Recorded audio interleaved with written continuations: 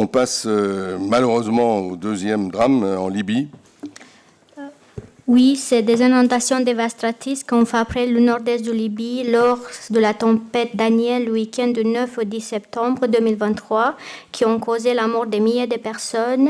À ce moment, sur les chiffres qui ont été communiqués le 13 septembre, il y avait à peu près 5300 victimes.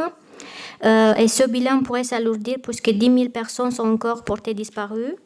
Cette fois, la subvention, il est proposé que la subvention soit versée au Fonds d'action extérieure des collectivités territoriales, activé par le ministère de l'Europe et des Affaires étrangères. Le montant, il est le même, 5 700 €, et que ça représente 0,15 centimes par habitant. Et la dépense en découlant sera imputée au budget 2023 contre 6 748,048. Et vous avez vu qu'on a fait des choix qui correspondent à des organismes dont on est sûr qu'ils peuvent intervenir sur le terrain. La Fondation de France a des liens directs avec des ONG qui sont sur le terrain.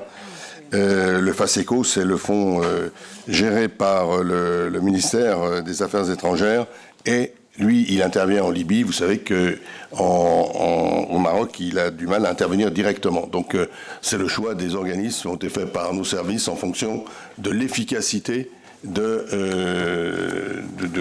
la possibilité pour eux d'être efficaces pour utiliser la subvention. Des remarques sur cette question? Oui, Monsieur Lebeau. Oui, merci beaucoup. Je vais être très très bref. Vous savez, j'aime beaucoup les chiffres, mais derrière, il y a des vies humaines. Simplement, il est tombé en 24 heures 100 fois ce qu'il tombe durant le mois de septembre autour de la ville de Derna. Donc on a pu entendre que c'est parce qu'un pays était mal géré, avec des conflits, ce qui n'est pas tout à fait ce qui peut être considéré, mais je ne suis pas sûr que chez nous, s'il tombait 100 fois plus que ce qui tombe en un mois, en une journée, on arriverait à mieux s'en sortir, d'où, je pense, ce geste important de notre part. Merci. Pas d'autres interventions? Est-ce qu'il y a des votes contre, des abstentions? Merci pour l'unanimité pour ces deux délibérations de solidarité, et on continuera bien sûr d'agir.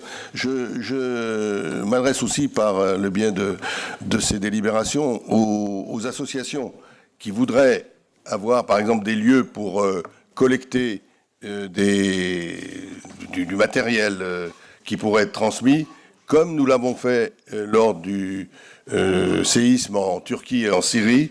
Nous sommes prêts à prévoir un lieu pour entreposer, pour récolter, à l'association ensuite d'assurer le transfert. Donc les associations qui souhaiteraient collecter des objets, enfin des éléments de solidarité, nous les accompagnerons si elles le souhaitent. Il suffit qu'elles en fassent la demande à la direction générale et au cabinet pour que l'on puisse répondre à leur volonté.